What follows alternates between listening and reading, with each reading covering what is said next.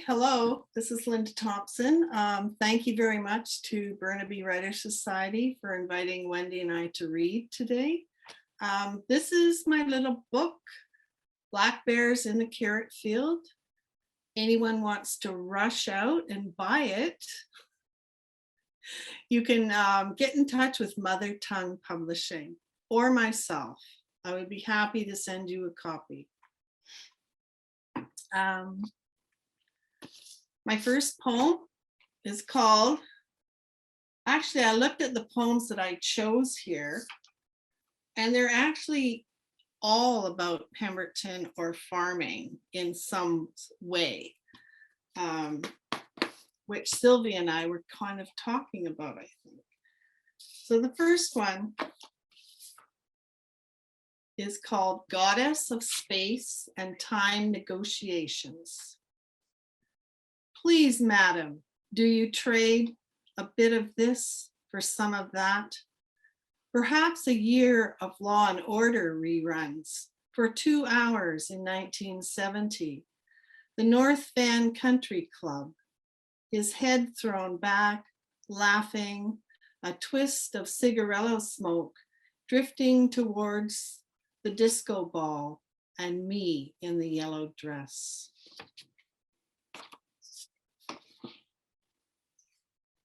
This is a poem called South on 99. I'm sure many people in the Lower Mainland know that Highway 99 goes right by Pemberton. South on 99. I leave the yard in the August dawn, gun the knocking rambler up the driveway. Only the horses notice, nodding their noses over the twisted planks of the pasture fence. Potato fields stretch from the road to the mountains, a dark ripe green you can almost taste. In a month, the tops will be killed, lie burnt and lifeless, ready for digging. 7 miles from farm to town, we rode in the back, would close our eyes, chant the route, yell it into the wind. Voices of girls who are not afraid. Uncle Robbie's, Ryan Creek, First Rock Slide, curved by the slough, Miller Creek, Uncle Morgan's double turn, Lundgren's, Taylor's Corner, Second Rock Slide, stop sign in front of the bank, town. By 68, I'm ready to go, work the early shift at the hotel, buy myself Judge Decker's car after he dies. And one October day, the cottonwoods alight, drive south on 99, past the fields, the rivers, oh, those mountains, blackbirds in the green gauge. I don't know then, but the place will follow me. Old dog who won't turn back. This is a poem called Daylight Savings. Most of our relatives, not all of them, but most of them were farmers, but some were loggers, and that's a very dangerous place out there. And I wrote this poem sort of in honor of the young man I knew who died in the bush. Daylight savings for Eddie, who rolled his skidder on the Hurley, April 68. Come to me driving that powder blue hardtop, faded almost white, with rusty wheel wells and a tailpipe that whacks on the pavement as you round the corner on Pioneer Street. Wear your desert boots with wool socks and brand new red straps. Bring me a piece of crazy lace from your mother's lapidary work. Come with family albums taped full of handsome relatives and your own baby pictures, everyone turning jaundiced behind their plastic pages. Come with a bag of jerky and a box of old style. Bring a green plaid tin filled with Elsie's chocolate clusters. Come with your grown-out crew cut and the clippers that neighbor Joe traded you back in '65 for 20 free haircuts. Wear a touch of aqua velva. Bring your worn-out harmony in its battered case, and who knows how many words we might remember to Sloop John B. and Bobby McGee.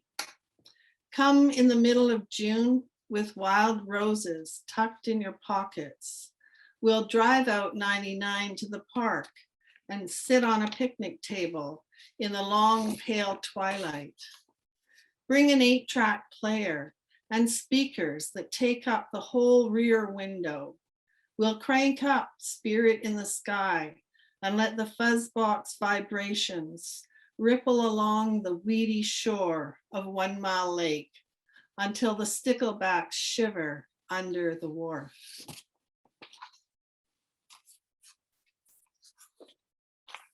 This poem is called Cows in the Family. I remember reading a Matthew Dickman poem about cows, and I thought, well, I can write a poem about cows. It's what we saw every day when we looked out the window. Cows in the family. We had cows in the field. I knew a good cow had a long straight back, a width and level you could rest a book on, but a farmer would never say it like that. What I knew about cows could have fit in a thimble. In the movies, I noticed cows, scrawny and dull, plodding west, screen after screen of dusty ground, bones and horns festooning every waterhole. There was likely an old milker tied to the tailgate of a Conestoga. If Ada makes it to the end of the trail, she will kneel down beside her settler and kiss the golden grass of Oregon.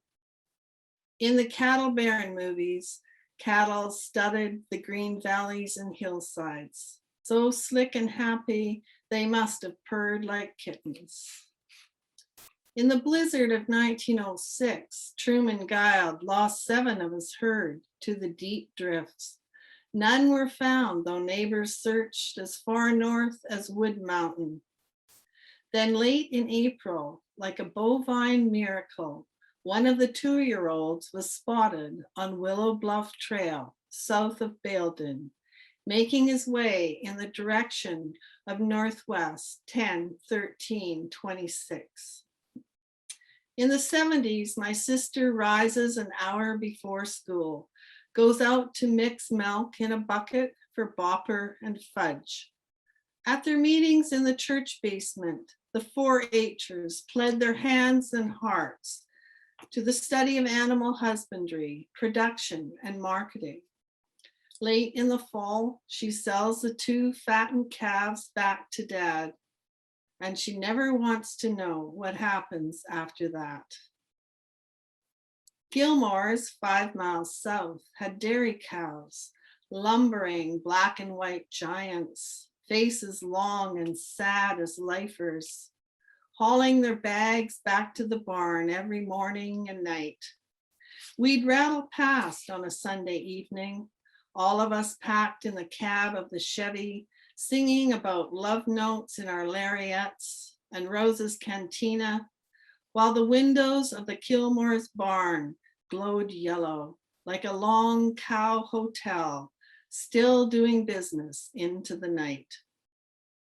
Cows don't do well in floods. They'll likely panic and lose their sense. In the fall of 1940, our grandfather, Jock Miller, lost 7 fine heifers when the Lillooet and Ryan breached their banks. He wrote to Nell, "The horses kept their heads and found high ground, but mercy, the cows, they ran in circles, plunging into holes and barbed wire fences. 9 are gone." Excuse me. 9 are gone. Some nights I dream about the old farm. All the fields are flooded, water lapping at the front steps. and the cows gone. I try to find them, but my limbs are heavy as silage. Have you heard a farmer call his cows? It's a low note, a slow sing-song. Cowboys, cowboys. And those two notes roll like a fat alfalfa pancake across the fields. And back by the river, they raise their white faces, follow the leader along the fence line, head straight to that two-note tune.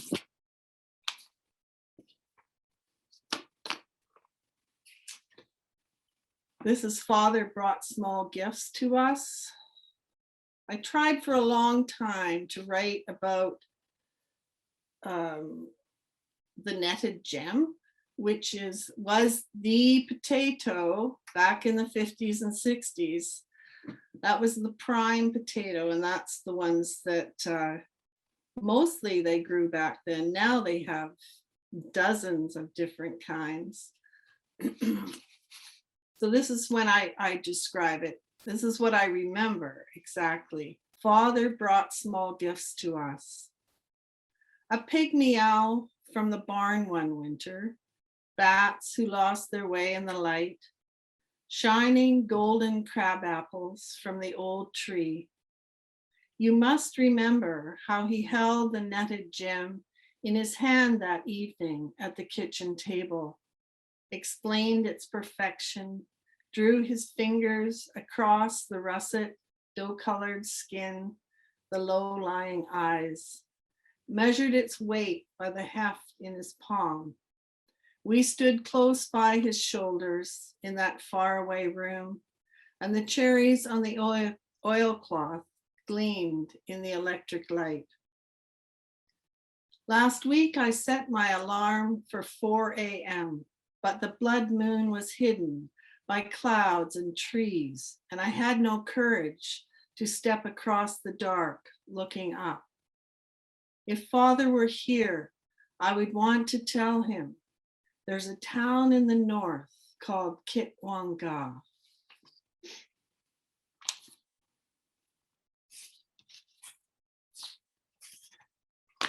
This is the second to last piece. This is called Jesus Loves Me.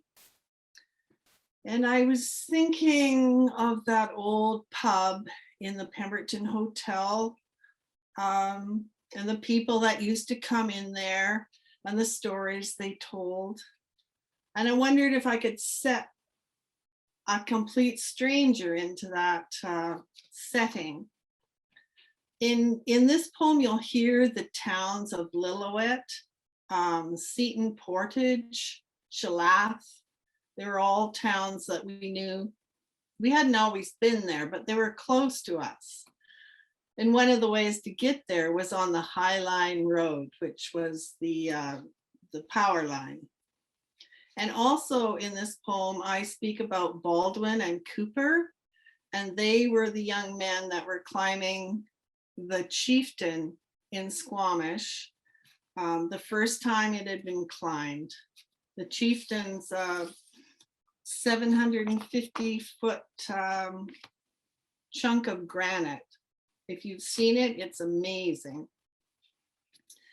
So this is called Jesus Loves Me. I say he came to town driving a Chevy Chevelle.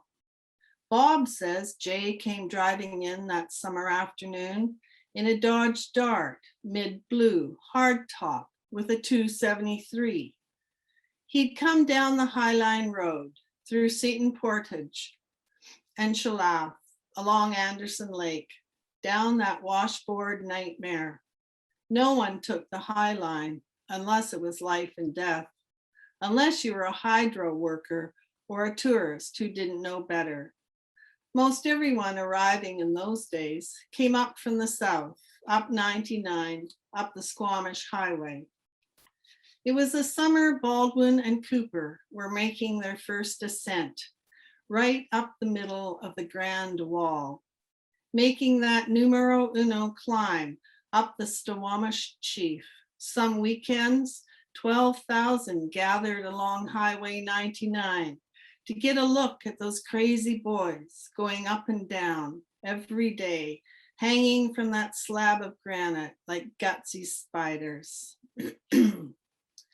He'd answered an ad in the Lillooet News, been hired to build new booths in the hotel cafe, put up a bit of trim in the lobby.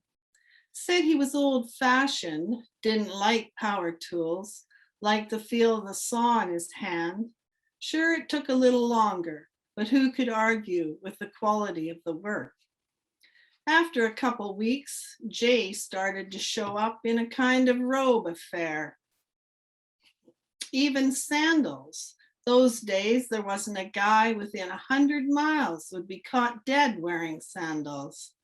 No one seemed to mind, though. We were all a bit in love by then, I guess. Like we loved Rolf Harris with his beard and accent and how he sang about ruse and criminals, and Big Burl Eyes with his chubby cheeks and songs about wine and bubbles and pulling the short straw in love. The way they smiled at us from the covers of those LPs. I might have been hasty telling you no one in their right mind would travel the hydro road. When the apricots were ripe in Lillooet, some fruit-loving daredevils were sure to make the trip, call up Gladys Harris, pile the pickup with old tomato boxes and buckets, and make a run over that washboard hell for those tangy little nuggets.